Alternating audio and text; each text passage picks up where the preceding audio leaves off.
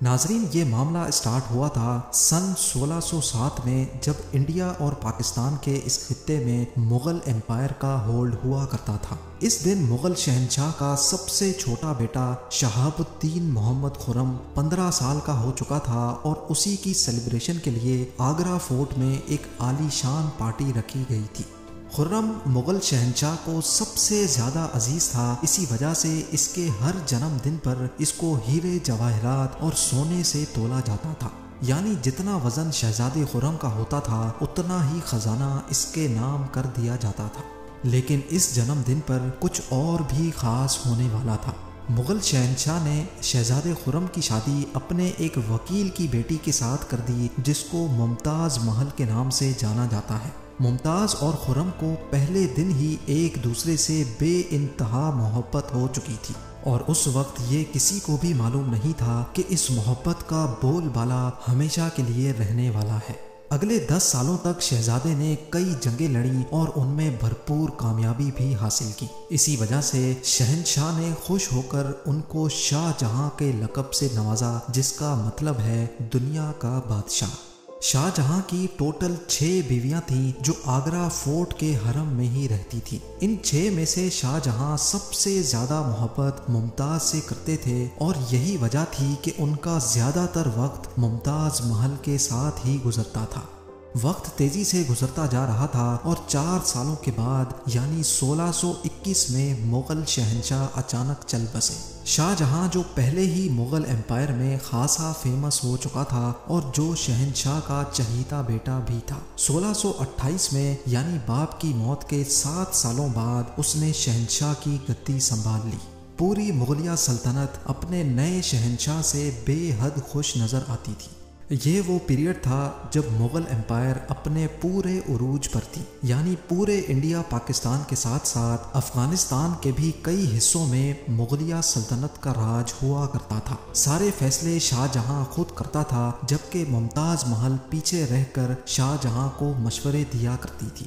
لیکن کسی کو بھی اس بات کا علم نہیں تھا کہ یہ خوشیاں عنقریب ماتم میں بدلنے والی ہیں۔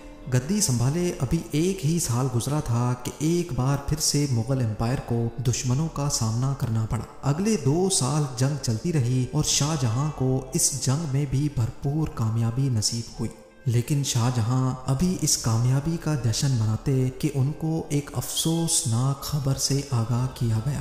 ممتاز محل، جو کہ شاہ جہاں کے 14ویں بچے کو جنم دے رہی تھی، اس کی حالت بگڑ گئی، اور 17 جون سن 1631 کو وہ نہ چاہتے ہوئے بھی اس دنیا سے چل بسی۔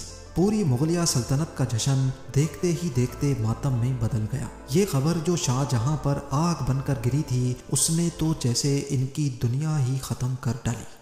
شاہ جہاں کی سب سے پہلی محبت اور ان کی سب سے عزیز بیوی ممتاز محل اس دنیا سے رخصت ہو چکی تھی۔ کہا جاتا ہے کہ اس غم کی پرچائی نے شاہ جہاں کو کالے اندھیروں میں دھکیل دیا تھا۔ اگلے 8 دنوں تک انہوں نے کچھ نہیں کھایا، اور اگلے 2 سالوں تک نہ کوئی موسیقی سنی اور نہ ہی پرفیوم لگایا۔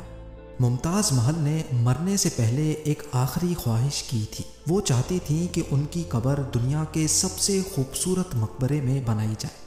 اس ٹاسک کو اور ممتاز محل کی آخری خواہش کو پورا کرنے کے لیے شاہ جہاں نے اپنی ساری دولت اور پوری زندگی وقف کرنے کا ارادہ کر لیا۔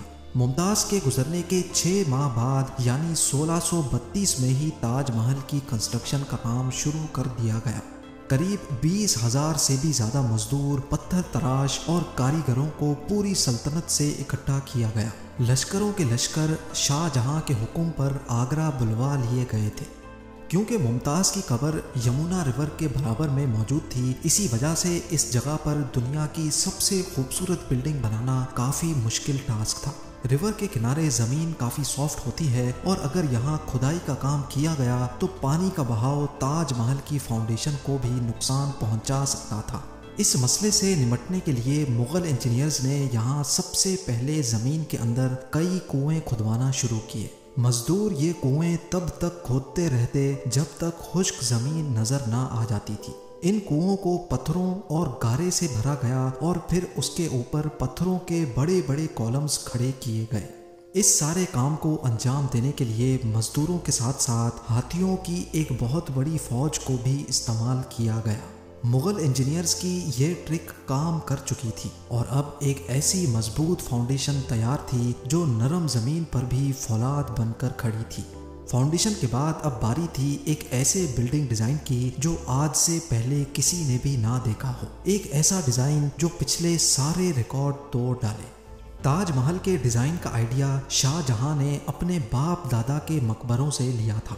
باپ کے مقبرے سے میناروں کا آئیڈیا لیا گیا، دادا کے مقبرے سے بلڈنگ کور کا آئیڈیا لیا اور اپنے انکل کے مقبرے سے ڈوم کا آئیڈیا لیا تھا، اور جب ان سب کو کمبائن کیا گیا تو ایک شاندار اور عالی شان ڈیزائن ابھر کر سامنے آیا۔ بلڈنگ کے اسٹرکچر کو بنانے کے لیے لاکھوں نہیں کروڑوں اینٹیں موقع پر ہی بیک کی گئیں۔ یہ سب اتنا آسان نہیں تھا اور اس میں لا تعداد پیسے بھی بہائے جا رہے تھے۔ ہر گزرتے دن شاہی خزانہ تیزی سے خالی ہوتا جا رہا تھا، لیکن شاہ جہاں کو کسی چیز کی پرواہ نہیں تھی، بس ان کو یہ کام ہر قیمت پر کمپلیٹ کرنا تھا۔ کہا جاتا ہے کہ تاج محل کی کنسٹرکشن میں اتنے زیادہ لوگ لگائے گئے تھے کہ ان کی وجہ سے آس پاس کے علاقوں میں کھانا پینا ختم ہو گیا تھا۔ 20,000 مزدوروں اور کاریگروں کی ڈیمانڈ پوری کرنے کے لیے شاہ جہاں نے آس پاس کے تمام علاقوں سے اناج آگرہ منگا لیا تھا۔ کئی سالوں کی محنت کے بعد بلڈنگ کا اسٹرکچر کمپلیٹ ہو چکا تھا اور اب باری تھی اس کو سنگ مرمر سے سجانے کی۔ یہ سنگ مرمر آگرہ سے 400 کلومیٹر دور راجستھان سے منگایا جانا تھا، کیونکہ یہاں کا مکرانہ ماربل آج تک دنیا کا فائنسٹ ماربل مانا جاتا ہے۔ شاہ جہاں نے تاج محل کے لیے پورا مکرانہ ماربل ریزرو کر لیا تھا، یعنی جب تک تاج محل کی ڈیمانڈ پوری نہیں ہو پائے گی تب تک کسی کو بھی یہ ماربل خریدنے کی اجازت نہیں تھی۔ 1000 ہاتھیوں کی مدد سے ہزاروں ٹن وزنی ماربل راجستھان سے آگرہ منگایا گیا۔ تاج محل کا یہ خوبصورت ڈوم اتنا بڑا ہے کہ اس کا اندازہ صرف آنکھوں سے دیکھ کر ہی لگایا جا سکتا ہے۔ آج کل اس طرح کے ڈوم بڑی آسانی سے اسٹیل اسٹرکچر پر بنائے جا سکتے ہیں، لیکن 400 سال پہلے 40 میٹر اونچے ڈوم کو بنانے میں ان کے پاس صرف پتھروں کا ہی سہارا تھا۔ اس ڈوم کو بنانے میں مغل انجینئرز نے جو اسٹریس کیلکولیشن کی تھی اس کی آج کے انجینئرز بھی بہت تعریف کرتے ہیں۔ تاج محل کی فنیشنگ کے لیے اس کو پیٹرا ڈورا یا پرچن کاری سے ڈیکوریٹ کیا جانا تھا۔ پیٹرا ڈورا ایک ایسی کلاکاری کو کہا جاتا ہے جس میں قیمتی پتھر کو ماربل کے اندر تراش کر لگایا جاتا ہے۔ ماربل کو بڑی مہارت اور باریکی سے قیمتی پتھر کی شیپ کے حساب سے تراشا جاتا ہے اور پھر اس میں پتھر کو گلو کے ذریعے چپکایا جاتا ہے۔ تاج محل پر استعمال ہونے والی گلو کوئی عام گلو نہیں تھی۔ کافی ریسرچ اور لیبارٹری ٹیسٹ کے بعد معلوم پڑا کہ یہ گلو شیرہ، لیمن جوس اور سنگ مرمر پاؤڈر کو ملا کر بنائی جاتی تھی۔ وہی سیم گلو آج بھی تاج محل کی رینوویشن کے لیے استعمال کی جاتی ہے۔ تاج محل کی خاص باتوں میں ایک بات یہ بھی ہے کہ یہ دن میں 4 مرتبہ اپنے رنگ بدلتا ہے۔ سورج نکلنے سے پہلے یہ بالکل بلیک شیڈ دیتا ہے، سورج نکلنے کے بعد یہ لائٹ یلو اور پنک شیڈ دیتا ہے، جبکہ دوپہر کے وقت تاج محل کی خوبصورتی کا نیا رخ دیکھنے کو ملتا ہے، نیلے آسمان پر جیسے موتی چمک رہا ہو، اور سن سیٹ کے وقت یہ پوری بلڈنگ گولڈن کلر کی دکھائی دیتی ہے۔ پورے 22 سالوں کے بعد سن 1654 میں تاج محل کی کنسٹرکشن کا کام مکمل کر لیا گیا۔ شاہ جہاں اپنی بیگم کی یاد میں دنیا کا سب سے خوبصورت مقبرہ بنانے میں کامیاب ہو چکا تھا۔ شاہ جہاں نے اس عالی شان عمارت کا نام اپنی پسندیدہ بیوی کی یاد میں ہی رکھا۔ ممتاز محل سے اس کا نام تاج محل رکھ دیا گیا۔ ہر سال شاہ جہاں ممتاز کی برسی پر یمنا ریور کے ذریعے تاج محل پر جایا کرتے تھے۔ یہ تاج محل کی ایسی انٹرنس تھی جس کو صرف شاہی خاندان کے لیے ہی بنایا گیا تھا۔ اس انٹرنس کی دیواروں پر دلکش نقاشی کا کام کیا گیا تھا جو شاید صرف شاہی آنکھوں کے دیکھنے کے لیے ہی کیا گیا تھا۔ شاہ جہاں کا یہ مہنگا ترین پروجیکٹ کمپلیٹ تو ہو چکا تھا، لیکن اس نے مغلیہ سلطنت کو تباہی کے کنارے پر لا کھڑا کیا۔ 4 سالوں کے بعد یعنی 1658 میں شاہ جہاں اور ممتاز کے اپنے ہی بیٹے نے شاہی تخت الٹ دیا اور خود مغل امپائر کا شہنشاہ بن گیا۔